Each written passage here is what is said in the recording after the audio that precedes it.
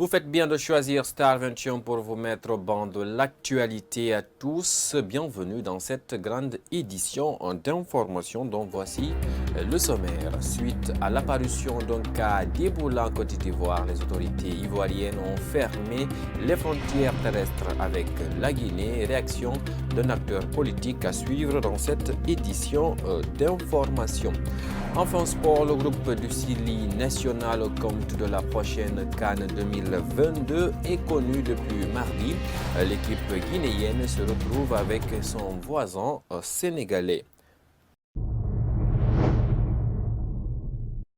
Une fois de plus, bonsoir et bienvenue. Suite aux décisions prises par le directeur national de l'administration pénitentiaire du ministère de la Justice portant accord et révocation de régime de semi-liberté concernant l'opposant Abdoulaye Ba de l'Union des forces démocratiques de Guinée, UFDG, le Conseil de l'ordre des avocats de Guinée dénonce une immixtion du pouvoir exécutif dans ce dossier judiciaire et dans le fonctionnement de la justice guinéenne. Ce mercredi 18 août, notre rédaction a rencontré un avocat. Il s'agit de Maître Souleymane Baldé pour parler de ce sujet. Yaya Bari. Le barreau de Guinée hausse le ton et se dit préoccupé suite aux décisions prises par le directeur de l'administration pénitentiaire portant accord et révocation d'un régime de semi-liberté concernant l'opposant Abdoulaye Ba. Légalement, ce sont les tribunaux qui doivent décider le sort des uns et des autres. Mais au lieu que ce soit les magistrats qui puissent décider de la liberté ou de la détention des citoyens, c'est plutôt un directeur qui se substitue à ces magistrats pour décider selon sa guise, selon sa volonté et d'une manière arbitraire, soit de libérer, soit de mettre en détention un citoyen. Cela n'est pas admissible dans un état de droit.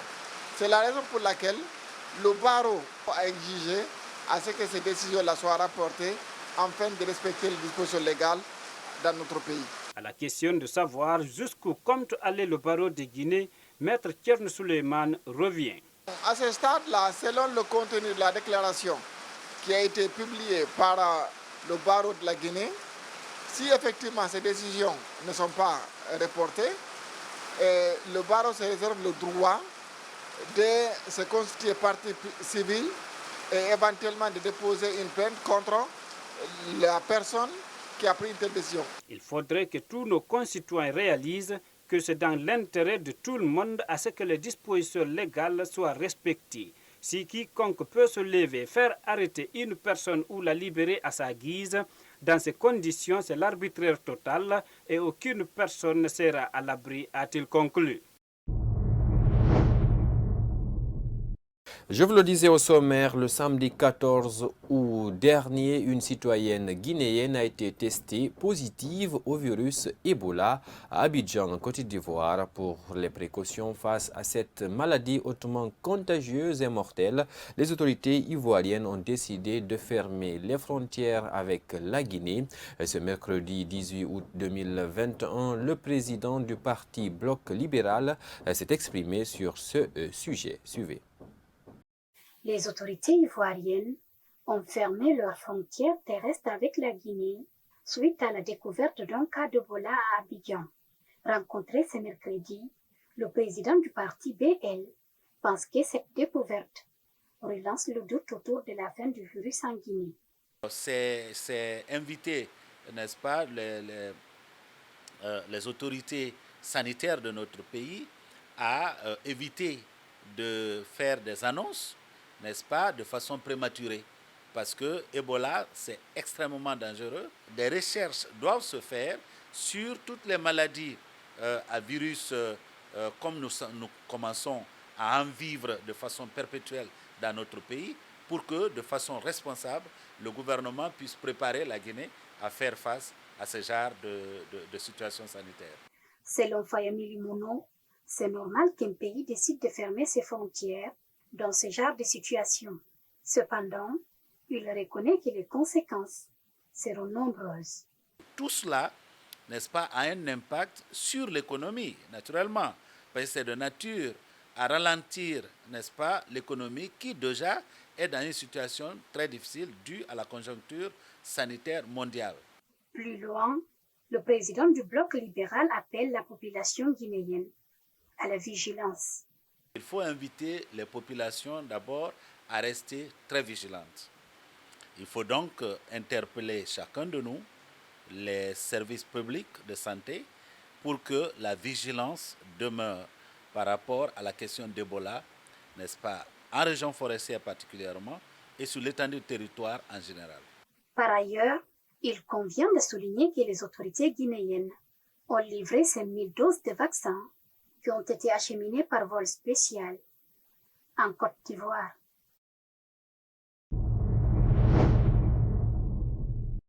Également dans l'actualité nationale, en une semaine, la maison centrale de Kankan a connu 2 évasions spectaculaires. La première a été enregistrée le 6 août et la deuxième le 13 août 2021. Au total, 6 détenus ont réussi à prendre la poudre d'escampette et continuent à se balader dans la nature. Déjà au lendemain de la première évasion, le régisseur de la maison centrale, son adjoint, le chef de poste et le gardien ont été suspendus pour faute lourde et mis aux arrêts avant d'être conduits à la prison civile de Kouroussa.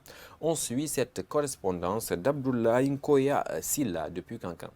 Ce mardi 17 août 2021, à l'occasion d'un point de presse, le procureur de la République, près le tribunal de première instance de Kankan, a fait l'état des lieux concernant les 2 évasions qui ont eu lieu les 6 et 13 août 2021 à la maison centrale de Kankan.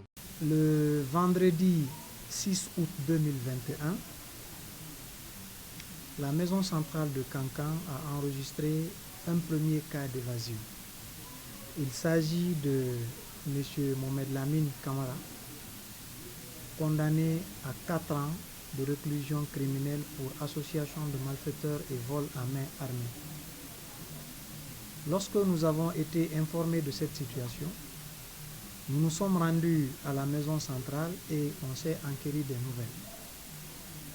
Il s'est avéré que Mohamed Lamine Kamara est sorti de la maison centrale sans aucune effraction, ni intérieure ni extérieure. Alors, on a tout de suite mis en place une équipe d'enquêteurs qui a commencé à travailler sur le dossier et sur le champ, les premières mesures qui avaient été prises ont été de mettre toute la chaîne de commandement aux arrêts et à la disposition des enquêteurs. C'est dans cet aspect que le régisseur de la maison centrale, le régisseur adjoint, le chef de poste et le gardien-chef de la maison centrale ont été mis aux arrêts, mis à la disposition du commissariat central de Kankan aux fins d'enquête. Alors que le parquet du tribunal de première instance de Kankan gérait ce dossier, dans la nuit du vendredi 13 au samedi 14 août 2021, une autre évasion a été enregistrée. Cette fois, c'est 5 détenus qui se sont enfuis sur 28 dans une cellule, précise le procureur Ali Touré. Nous étions dans la gestion de cette affaire lorsque le vendredi 13 août, donc une semaine jour pour jour, nous avons enregistré cette fois-ci un autre cas d'évasion. À la faveur de la grande pluie dans la nuit du vendredi 13 au samedi 14 août, dans une des cales, donc des cellules de la maison centrale de Kankan. Ils ont donc effracté également les tôles et sur les 28 détenus qui étaient dans cette cellule, 5 malheureusement ont réussi à s'enfuir. Le lundi 16 août 2021, le procureur et son équipe ont procédé à la fouille systématique de tous les détenus et de toutes les cellules. 42 ventilateurs, des écrans plats et des habits encombrants ont été saisis, souligne le procureur. Tenez-vous bien que nous avons sorti dans ces cellules-là 42 ventilateurs. Dans 6 cales, 42 ventilateurs, 2 écrans plats, des woofers et les habits qui étaient là pour encombrer les cellules. Nous avons dégagé toutes ces cellules de ces immondices. Au cours de la deuxième évasion, des coups de feu ont été tirés. Le procureur annonce que des traces de sang ont été retrouvées derrière la cour de la prison centrale. À date, tous les 6 détenus sont en cavale. En cette saison pluvieuse, tout comme Conakry, la préfecture de Koya présente un autre visage. À Kassonia, un district situé dans la commune de Manéa, les citoyens de cette localité vivent le calvaire depuis la tombée des premières gouttes d'eau. Aujourd'hui, la route principale qui mène vers cette localité est dans un état de dégradation très avancé, une situation qui empêche les usagers de se déplacer à leur guise. Face à cette situation, ils lancent un cri de cœur à l'État guinéen. Alpha Oumar Diallo nous signe ce reportage. Situé dans la sous-préfecture de Manéa, préfecture de Koya, aujourd'hui, l'état de la route principale qui mène vers Kassoya est dans un état de dégradation très poussé. Pour se rendre dans cette localité, il te faut un parcours de combattant. Comme vous le constatez à travers ces images, cette localité n'a jamais connu de bitumage ni de caniveaux pour l'évacuation des eaux de ruissellement. Face à cette situation, ces citoyens accusent les autorités d'avoir manipulé les citoyens avec des fausses promesses.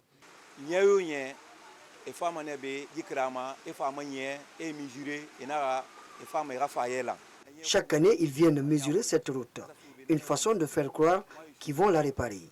Chaque fois, il y a des attaques et des accidents qu'on enregistre à cause du mauvais état de cette route. Pendant les élections, ils sont venus nous dire de voter. Après cela, ils nous ont abandonnés.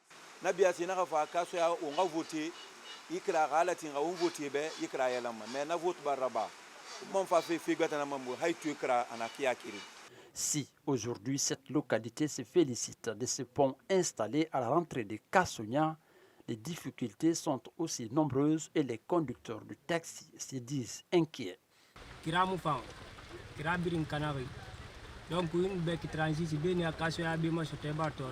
La route n'est pas du tout bonne. De 36 à Kassonia, c'est de la même chose. Pendant qu'ils faisaient le pont, on s'attendait à ce que les travaux soient élargis sur toute la route. Mais hélas, c'est le contraire. Depuis 15 ans, je n'ai jamais vu une machine ici, même pour tracer une déviation.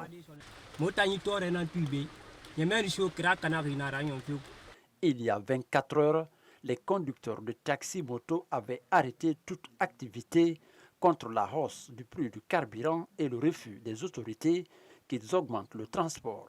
Kerno Mamadouba revient sur cette journée agitée. 7 000. De quitter ici jusqu'à 36, c'est 7 000. Mais le chef de quartier qui voulait nous descendre le prix, mais comme que nous n'avons pas accepté ça, ils sont venus de barrer ici, sur le pont. Mais nous aussi, nous avons barré là-bas, à Carrefour Kassoya. Le vice-président des conducteurs de taxi-moto dans la zone de Manéa s'insurge contre la dégradation de cette route avant d'inviter les autorités à agir.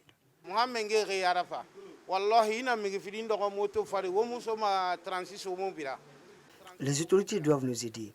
Aujourd'hui, personne ne peut faire la surcharge et rouler sans risque de tomber. Il faut qu'ils nous aident. Nous souffrons à Kassonia.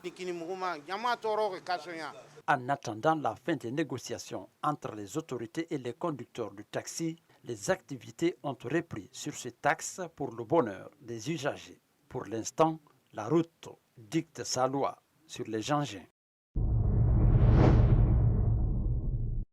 L'entrepreneuriat féminin permet à beaucoup de femmes de générer des revenus pour subvenir à leurs besoins. C'est le cas des femmes qui évoluent dans le textile au centre-ville de Kaloum. Une de nos équipes est allée à leur rencontre. Suivez ce reportage signé Mariama Kindibari et Mustapha Diané également. Nous sommes à Koronti, dans la commune de Kaloum. Ici, plusieurs femmes sont dans les activités de fabrication de textiles et du savon. Cela les permet de subvenir à leurs besoins. Tout de même, elles restent confrontées à des difficultés.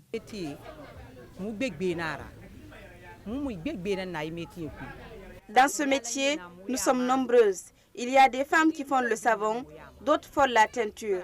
mais nous sommes confrontés à d'énormes difficultés. Nous demandons de l'aide aux autorités pour pouvoir soutenir nos familles, même si c'est à crédit. Hadja Saran Diawara affirme avoir fait de son mieux pour accompagner ces teinturières. Non, c'est-à-dire, le gouvernement, ce n'est pas le gouvernement seulement qui doit aider. Les bonnes volontés doivent aider comme moi. Ce n'est pas seulement le gouvernement. On dit le gouvernement. Oui, le gouvernement peut faire, mais les bonnes volontés aussi, qui ont un peu de moyens, peuvent le faire. Hein, parce que c'est la vie. On doit aider la vie. Ils ont des enfants, des petits-enfants. C'est ça. Ces femmes entrepreneurs sollicitent l'aide de l'État pour l'amélioration de leurs conditions de travail. Elles sont déterminées à garantir leur autonomisation financière en pratiquant cette activité. Une question se pose sur comment le Covid-19 a-t-il impacté les voyages migratoires pendant cette période de restriction. Pour répondre à cette question, nous nous sommes intéressés à cette problématique avec l'exemple de la Guinée et certains pays d'accueil, notamment la France, le Canada, à travers des chiffres et des témoignages. Yaya Moubali nous signe ce grand format. Dès les premières heures de l'apparition du Covid-19, le 12 mars 2020 en Guinée, les autorités sanitaires ont ordonné la fermeture des frontières et l'aéroport pour éviter la propagation du virus.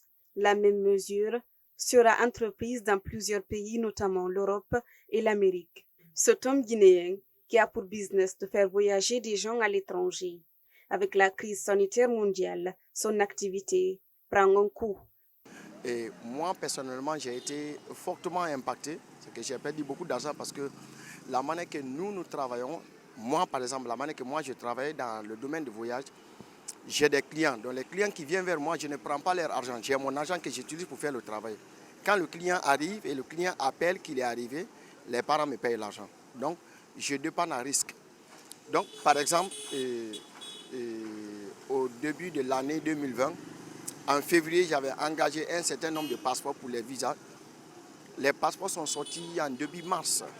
Donc les clients, je devais programmer les choses pour que les clients puissent voyager. Et les visas que j'avais reçus étaient des visas de 3 mois. Donc bizarrement, dès que les passeports sont sortis, le temps pour moi de me préparer à avoir les billets pour que les clients puissent voyager, on a fermé les aéroports. Donc l'aéroport a été fermé pendant plus de 6 mois. Donc j'ai perdu les visas. Et les clients n'ont pas le droit de me payer parce que la convention était que quand ils arrivent, qu'ils me payent. Et puisqu'ils ne sont pas arrivés, donc ils n'ont pas le droit de me payer. Donc j'ai perdu mon argent, j'ai perdu beaucoup d'argent, énormément. Donc je ne peux pas évaluer la perte, mais j'ai perdu pas moins de 15 000 €. Cette fermeture des voies aériennes, terrestres et maritimes ont considérablement affecté les migrations dans les pays d'accueil. De nos jours, même les visas touristiques sont difficiles à avoir. Et pour nous qui sommes dans le domaine des voyages, il y a beaucoup d'ambassades qui n'arrivent jusqu'à présent pas à donner des visas parce que nous travaillons beaucoup avec les visas de tourisme. Vous comprenez? Donc, pour les visites de touristes, jusqu'à présent, les choses sont bloquées pour un bon nombre de pays. Donc, jusqu'à présent, nous sommes d'abord bloqués. Cette baisse n'est pas exclusivement réservée à la Guinée. La France, un pays de migration par excellence, a connu une baisse pendant l'année académique 2019 pour les boursiers, comme le témoigne ce membre d'une université de la ville d'Amiens. Sous mon avis, sur le flux migratoire pendant cette situation de Covid, je tiens à vous dire que ça a nettement baissé quand même parce que il faut noter qu'avec la situation de Covid, nous avons eu des cas de restriction. Et ces restrictions ont eu pour conséquence de diminuer le flux migratoire de façon légale ou illégale. Donc du coup, quand nous prenons par exemple le cas des étudiants, d'habitude nous sommes une université qui a l'habitude de recevoir en moyenne 1500 étudiants, 1200-1500 étudiants par an. Mais en 2019-2020, nous avons reçu que 450 étudiants. Donc du coup, vous comprenez largement que le Covid en a joué un rôle. Pour motif de Covid-19, Amadou Camara constate une diminution des visites touristiques vers l'Hexagone.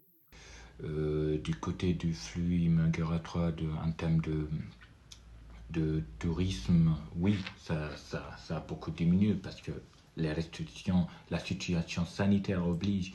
Et nous constatons aussi également qu'il n'y a pas assez de voyages dans la mesure où on attribue actuellement difficilement des visas touristiques. Aïssatoula Maranaba vit au Canada. Elle explique que pour sortir ou entrer dans le territoire canadien, il faudra répondre à certains critères qu'exige le gouvernement. Canada, et je crois que la COVID-19 a impacté autant les migrations des Canadiens, mais aussi celles des non-Canadiens. Par exemple, au Canada, nous, c'était plus une question de tu es à l'extérieur du Canada, il faut rentrer au pays, mais c'était aussi pour ceux qui étaient à l'intérieur du Canada une question que si tu avais un voyage à l'extérieur, s'il est non essentiel, il faudrait l'annuler afin de vraiment rester sur le territoire canadien. Tandis que pour ceux qui n'étaient nécessairement pas canadiens, c'était une question que fallait qu'on sache pourquoi ces personnes-là veulent venir au Canada. Et il fallait aussi juger est-ce un voyage essentiel ou non essentiel. Donc cette catégorie-là de personnes, peut-être c'est vu dans la situation où il fallait filtrer qui rentrait au Canada. A rappelé que les restrictions sur les voyages introduites en réponse à la pandémie de la COVID-19 continuent à frapper durement le tourisme mondial. Les dernières données de l'Organisation mondiale du tourisme, OMT, fait état d'une baisse de 70% des arrivées des touristes internationaux au cours des 8 premiers mois de l'année 2020. Une baisse qui n'a sans doute pas épargné l'économie mondiale.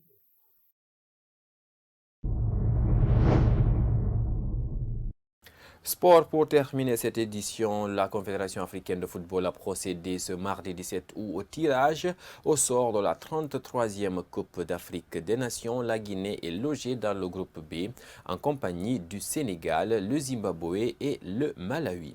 Et ce mercredi, un analyste a évalué les chances de la Guinée dans cette poule. Ibrahima Diallo. Les 24 nations qualifiées pour la Coupe d'Afrique des Nations Cameroun 2021 connaissent désormais leurs adversaires à l'issue du tirage au sort effectué ce mardi 17 août à Yaoundé. La Guinée affrontera en phase de groupe le Sénégal, le Zimbabwe et le Malawi. Cet analyste revient sur la qualification guinéenne.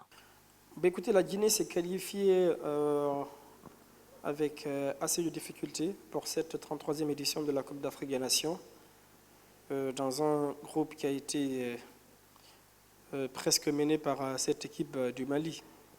On se rappelle de ce match nul que la Guinée a eu à faire du côté de Bamako, un match nul à deux visages quasiment pour cette équipe guinéenne. Et les matchs à l'extérieur ont été très compliqués pour la Guinée à négocier. Il a réussi à inverser la tendance face à une équipe complètement remaniée des Aigles du Mali. Et elle a obtenu donc son ticket qualificatif pour les phases finales de cette Coupe d'Afrique des Nations en étant deuxième de son groupe avec 11 points. Après 16 ans, le Sili de Guinée va croiser le fer avec les Lions de la Tiranga du Sénégal. Bobo Bari évalue le sens de la Guinée dans cette poule. Ce qu'il faut d'abord noter, c'est que la Guinée n'est pas favorite dans ce groupe. Le favori, c'est le Sénégal, qui est vice-champion d'Afrique, premier au classement FIFA.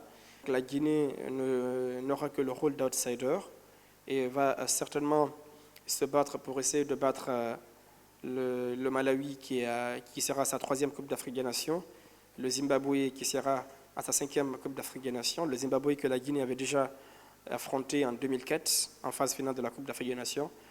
La Guinée s'était imposée sur le score d'1-0 et en 2006 aussi il y a eu ce match nul 1 but partout. Maintenant face au Sénégal, on connaît que c'était un match très important pour le Sili national de Guinée s'il veut en tout cas se qualifier pour le second tour. La Guinée fera sa rentrée en lice le 10 janvier prochain contre le Malawi, avant de tenter sa revanche le 14 contre le Sénégal, qu'il avait éliminé en 2006. Le 18 janvier, les coéquipiers de Naby Keita seront opposés au Zimbabwe. Mesdames et messieurs, c'est la fin de cette édition d'information que j'ai le plaisir de vous présenter à tous. Merci de nous avoir suivis. Passez une excellente soirée en compagnie des programmes de Star 20. Au revoir.